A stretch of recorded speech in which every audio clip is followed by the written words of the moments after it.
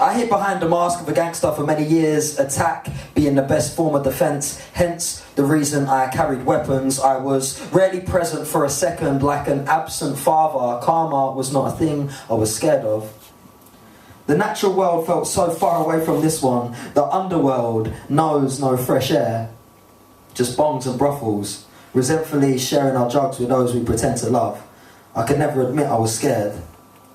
A man's man and a world champ after half a gram. Only some will understand my rhetorical questions, half-assed answers and days of tension. Nervous laughter fills the air as banter's only one joke away from getting banged. But we're all men now, right? I don't know what happened from year 9 onwards, where I thought I was so fucking dangerous that the world owed me something, because I'd had it hard in comparison to my middle class friends, forgetting we're all from Southend, not Afghanistan, and in their reality we don't know what hard is. But nonetheless, it's all relative and about perspective, and that's what we couldn't comprehend. As we lent our fivers like it was a life or death situation. It's not about the money, it's the principle, he said, as he threw a brick through some poor mother's window. You fucking prick! It's a true story. Is it bad parenting that makes kids suffer, or bad kids inflicting suffering on their parents? I'm sure every case is different. I know 2 twin brothers who are the polar opposites, so what happens then? We're quick to blame government and authorities before taking personal responsibility. My problem was I was an angry young kid who didn't see his academic potential, but luckily always had instrumentals to fall back on.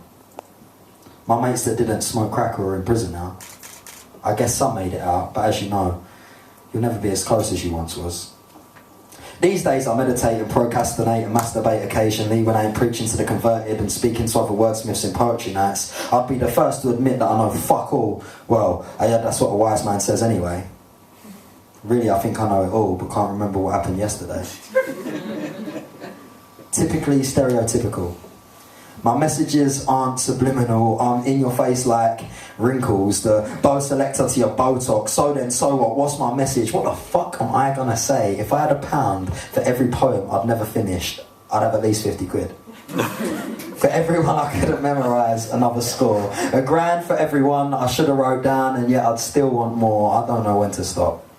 And once I've started, it's a landslide. All I know is my nan's more gangster than a gang life, and I'd rather live a life of freedom than have my hands tied.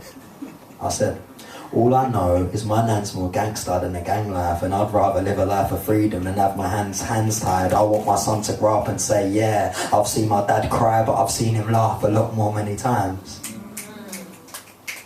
I don't want to be accused of having Jim Carrey bars the way I live my life behind a mask, but it's hard to let the world see who you are. For every character defect just leaves another scar. And in our 2020 Instagram society, everybody looks so perfect, but when we remove our masks, there's more substance beneath the surface. Woo! Thank you, guys! It's decent, I should memorise it, we'll be better. It's gonna be fun about. Anyway, lovely, right. Freedom! Freedom! I don't think you heard me! Freedom! Freedom!